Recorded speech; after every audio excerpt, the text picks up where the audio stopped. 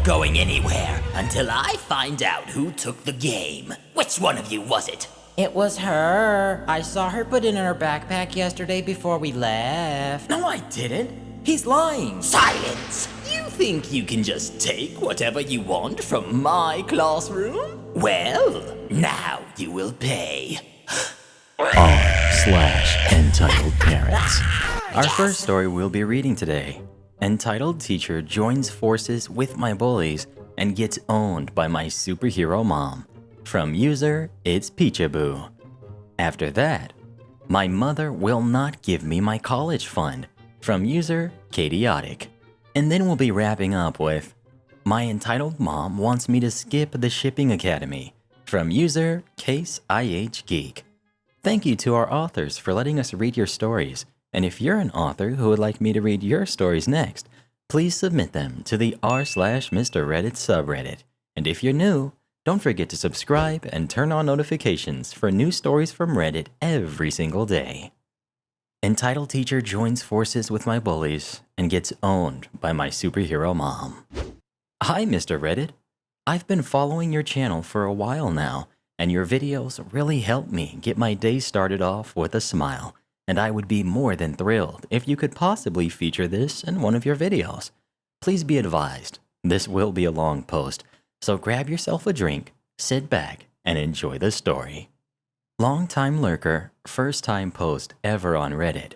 English is my first language, and I'm on my PC. Also, please be gentle about any spelling mistakes.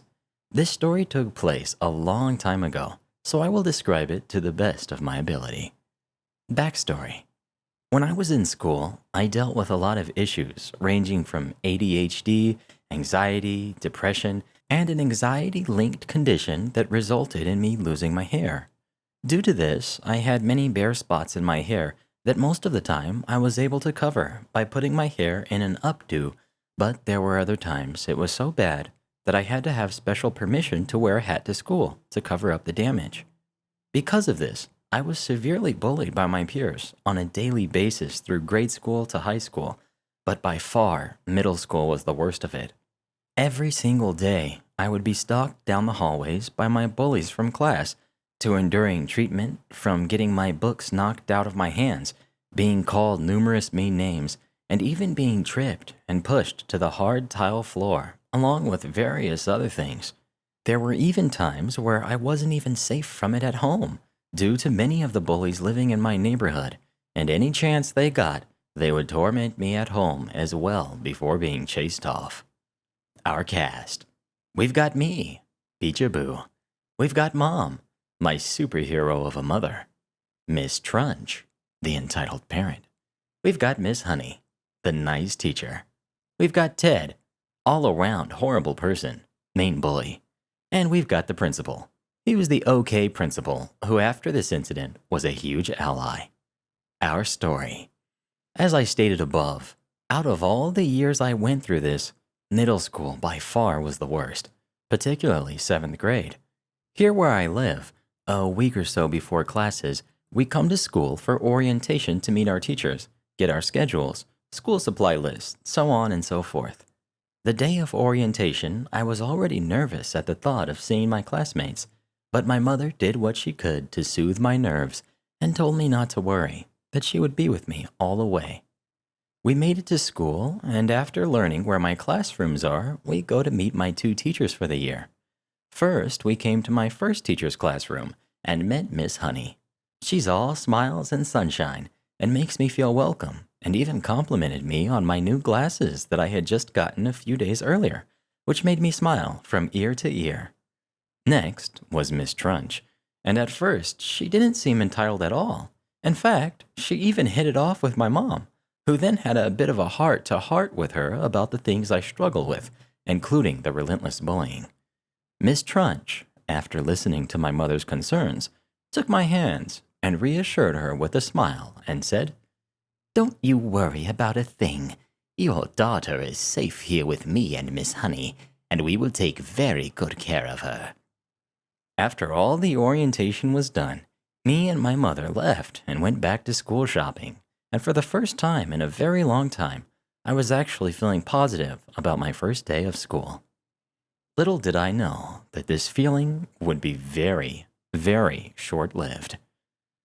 First day of 7th grade begins, and for a while, all is well. I really love Miss Honey and her classes. She mainly taught science and math, and despite my learning disability, difficulty to focus, and all-around hate of math in general, she is patient with me and really believes in my ability to apply myself and learn the material. Miss Trunch, however, soon showed that she was nowhere near as patient. She taught both history and English. Back in those years, due to my difficulty in focusing, literature was a really big struggle for me, especially if the subject didn't interest me. In present day, I'm a huge nerd, history buff, and bookworm. It's just back then, it was just a struggle in general. Like I was saying, Miss Trunch soon showed me she was nowhere near as patient as my other teacher, and at the first hint of me struggling with the material and my ability to focus, she was noticeably annoyed. At first, it started out with her huffing at me and rolling her eyes when I would have to ask her multiple questions in class, followed by statements like, Peekaboo, I just answered the same question from you a few minutes ago. If you were paying attention, I wouldn't have to keep repeating myself. You should really try harder, and at least show you are trying.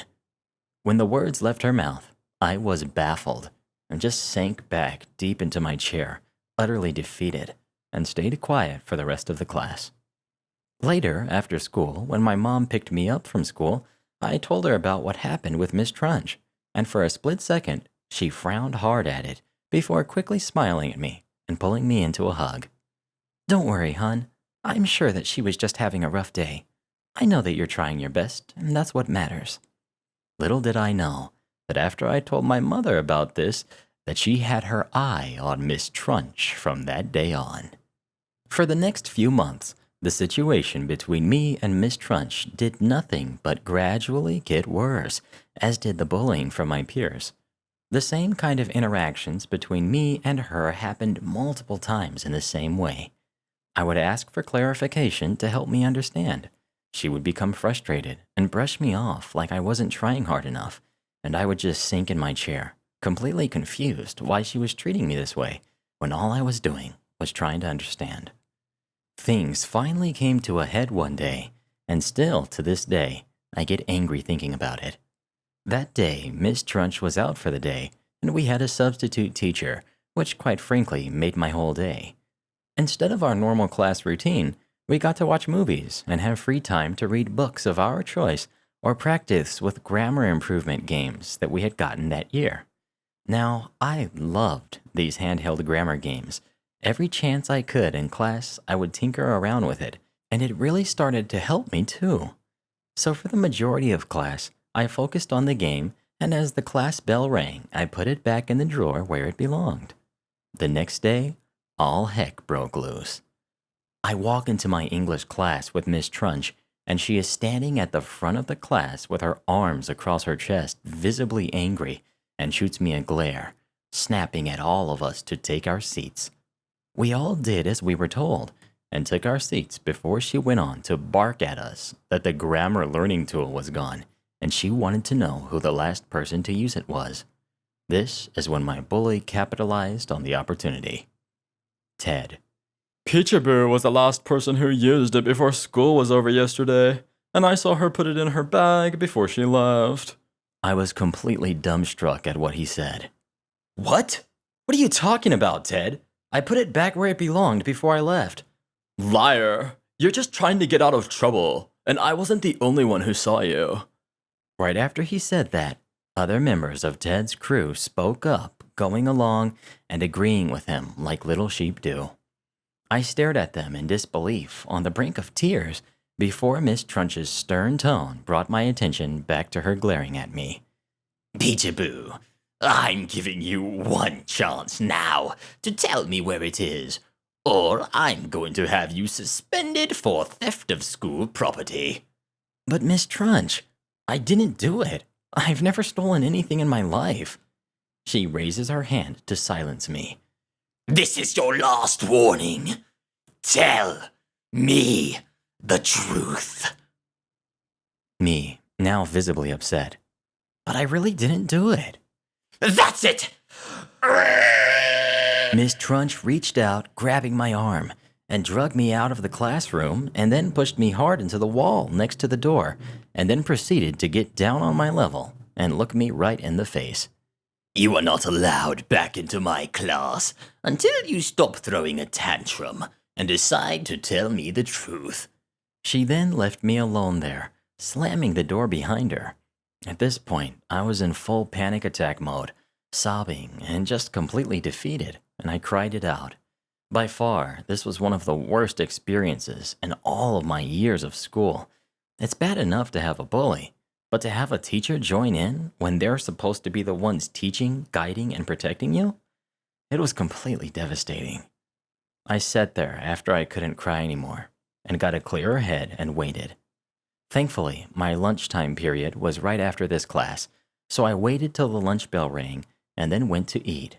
And one of the lunch ladies, seeing how red my face was, even passed me a free cookie to help cheer me up.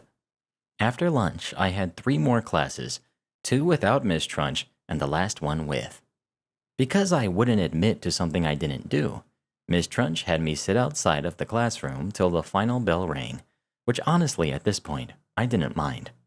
I was steaming mad and still upset, so I didn't want to deal with her BS. After school, when my mother picked me up, she could tell that I wasn't myself and that I had been crying, so of course she asked me what was wrong. I did my best to hold back my tears, but it was no use. For the second time in that day, I cried my eyes out while I told her everything. The whole time, my mother was completely silent, which was nowhere near normal for her, but after I was done, she pulled me into a tight hug and told me not to worry, that it was over now, and she knew that I didn't do it, which was soothing enough to know that someone actually did believe me. She took me home and made me my favorite dinner before doing my homework and heading to bed. The next day, when I got to school, I did my best to avoid any more conflicts with Miss Trunch. I was allowed back in class, and it went pretty smoothly despite her glaring at me most of the day. Then, after lunch, when my final period with her came, she was nowhere to be seen, which was the best thing that had happened to me in months. I didn't think much of it, because it wasn't odd for her to leave early for some reason or another, but much later I found out exactly why she was gone, and it was glorious. It turns out, the day after the incident while I was at school, my mother tossed my entire room looking for the tool, knowing full well that I was not the kind of kid who would steal from anyone. Lo and behold, nothing. It wasn't there, and that was when my mother came to school. Like Wonder Woman herself, she came into the office and asked to not only speak to the principal, but Miss Trunch as well. While they waited for Miss Trunch, my mother gave the principal the lowdown of what had happened. Then enter Miss Trunch, who smugly grinned at my mother when she saw her and was about to speak before my mother cut her off. My mom. I would like to have you know that I have looked through Peekaboo's whole room from top to bottom, and I can tell you that she did not do what you accused her of. And how dare you accuse my daughter of stealing with absolutely no proof? I cannot even tell you how beyond disappointed I am that a teacher would treat any child as you treated mine. You told me that I didn't have to worry, that she would be safe in your hands, and yet here we are. I don't know how you can even come in here and look at me in the face after what you've done. And how you have made it this long in the school system is beyond me. So help me, if I find out that you have so much as looked at my daughter the wrong way again, I will be reporting this to the school board and making sure all the mothers I know in this school know how you have behaved. Miss Trunch sneered at my mother and was about to presumably say something to defend herself and place the blame on me. However, this time the principal cut her off. Principal. Miss Trunch, that's enough. I believe that in the future, before you have any suspicions of any student's wrongdoing, not only should you make sure that you do your best to find out the full story, but also bring it to me so I can handle it. I feel like this will be better for all parties involved, so that there won't be any misunderstandings. If that is okay with you, ma'am. To which my mother agreed. But Miss Trunch didn't say anything back. Instead, she left the room in tears knowing full well her credibility had just been smashed to pieces. Apparently, she was so upset, she left work early. That's right, my mother made that harpy cry like a baby. From that point on, my principal was a huge ally for me at school. Anytime I would have issues with bullies or Miss Trunch, he had me come directly to him to report it, and he would have it handled. I started to build more confidence in myself and joined the swim team and eventually graduated high school. Went to colleges, proving all the people who underestimated me wrong. And it's all thanks to my superhero mom. Moral of the story: teachers are supposed to be a source of support for our young people while getting their education and becoming young adults, and no student is alike. Just because one student struggles doesn't mean you should treat them as an inconvenience, lest you get struck down by the brutal hammer of justice. Thank you so much for reading, and see you all on the next one. Next we've got My Mother Will Not Give Me My College Fund. I don't know if this is considered an entitled parent story. I just need someplace to vent. So, as you can tell by the title, my mother will not give me my college fund. Why? Because she doesn't approve of the career path I want to go down. I want to be a voice actor. For the past 3 years, I have been going to voiceover classes, working with voice actors, who I'm now proud to call my friends, developing my voices, learning my strengths, and working on my weaknesses. In the city of which I live, there's a school specifically for voiceover, and they just announced that they are doing a full-time diploma program covering all aspects of voiceover, from animation to commercials to the business side of things, and so much more. Of course, me being excited about it, I called the school and got all the information that I could get my hands on. This included costs, course length, and what the course will cover, along with other details. I gathered all the info, and I called my mom. And in the most mature-sounding voice, I explained everything that the course has to offer. I even sent her the links to the website and the phone number to the school so she can call and ask her own questions. And here's the part that gave me faith in going to school. The school takes college funds as a method of payment. The 6-month course costs $14,000. They didn't do that before because all the classes they offered prior were part-time. I even told my mother that I was already working on the application, which included a 250 to 500 word essay on the following: why I want to have a career in voiceover, a time when I was challenged personally in my life and how I pushed through to overcome it, why I am suited to a career in voiceover, and I am most interested in one of the following: animation or commercial voiceover, my dream job in voiceover. After I'm done telling her all this, she simply says to me, "Why don't you do something more practical?" I reply with, "Because this is what I meant to do. It feels right." I've always been an artsy person. I'd get in trouble for being creative. I've been grounded for singing too loud. My mother has always shot down creativity. My mom continued with, "But you may not make much money. I just want you to be happy." I should point out my mother makes a lot of money, and she is very miserable. I say, "Voice acting makes me happy. You keep asking me if I'm happy, and I never answer because I'm not. The only time I truly feel happy and confident is when I'm in a recording booth." My mom said back, "I'll have to give it some thought. I don't want to waste money on silly things like this." She then hung up. I started to cry my eyes out. I have had this college fund since the day I was born. Instead of toys, my parents told my family to put some money into my fund every Christmas and birthday. When my great-grandparents died, some of their estate went into my fund. I'm lucky enough to have one, so I would like to use it. But since my mother doesn't approve of my happiness, she keeps threatening to give it to my sisters. I don't know how much is in that fund because she won't tell me.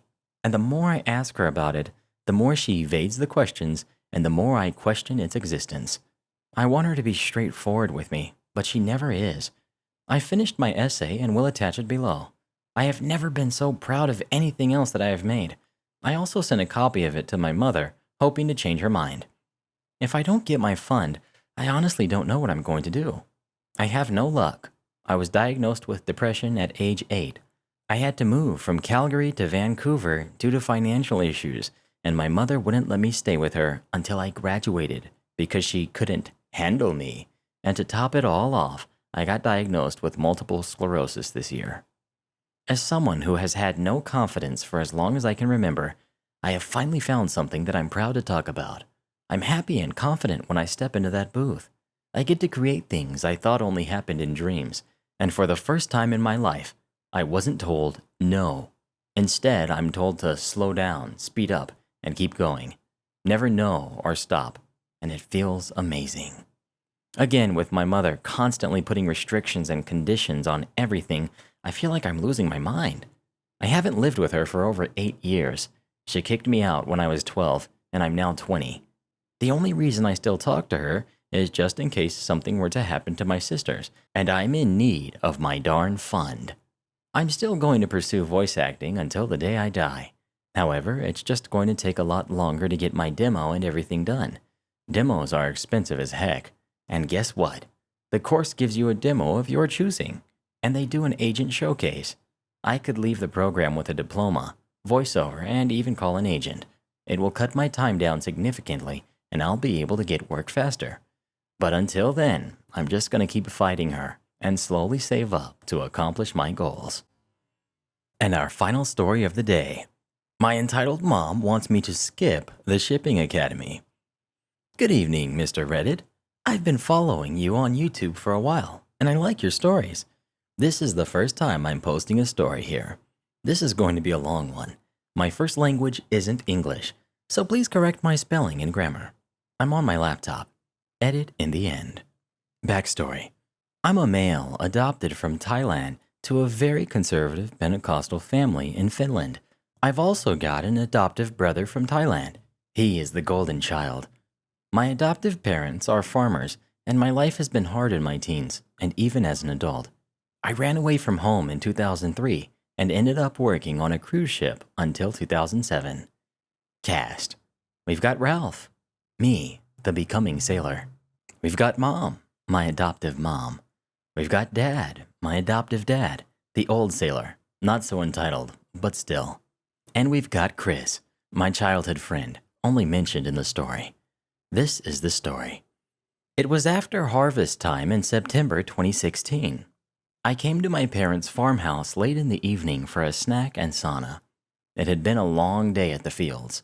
My dad wanted to bring in the crops, caraway, before it started raining. I sat in the basement eating my snack and watching TV. My mom came down and she sat at the sofa close to the fireplace. She handed over a newspaper and showed me an ad about a shipping academy in one of the bigger cities. The conversation went like this. Look at the ad. You should apply there. You are always telling us that you want to return to the sea. You are right, but I wanted to study shipping after high school, but you denied me. You forced me to study economics. It is maybe too late for the shipping academy now. Mom with an evil smile. Maybe it is too late, but try to apply there. I think you're never going to study there anyway. Dad comes to the basement. I think Ralph has a good chance to get in the shipping academy. He has 4 years of experience. That is crap. Do you think they'll accept him? He hasn't been working like a sailor. He was only an environmental guy aboard that took care of rubbish and junk for recycling. My dad doesn't say anything. He went upstairs to his office. He doesn't like to argue with Mom anyway. I've got 646 days at sea. If you don't believe me, I can show you the email I got from the Swedish Shipping Administration. The cruise ship was under a Swedish flag. Whatever. They'll never accept you anyway. And this is a Finnish shipping academy. Why can't you be like Chris? He is a good man who is living with his sick old parents, and he is taking care of them every day. You should take care of us. Do you think he has a good life? Living with his parents who pay for everything, and he doesn't want to work at all? How dare you judge Chris? He is a farmer like us. He is working hard taking care of his old and sick parents, and besides that, he is working at their farm too. Don't you like to be here at the farm with us? Notice that I'm over 30 years old by now. I went ashore because of being bullied on board. That is another story. Farming has become difficult by now. Everything is expensive and the crop prices are falling down. Chris has not been working at their farm for over 15 years. He hired me to do the work until I left the country. I want to do what I love most of all, to be at sea. December 2016. I've got a letter from the shipping academy. I am very happy that I got in. I ran to my dad and showed him the letter. Dad was very happy that I managed to get in. He handed over the letter to my mom. She was less happy. Mom was giving me the look from heck. Then she opened her mouth. Do you really think you are going to manage to live and study in the bigger city?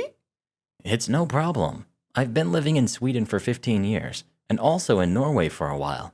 This is only 300 kilometers south from our village. My brother lived and studied in a bigger city too, to become a cook, and that wasn't a problem. He is different, not like you. You always messed up.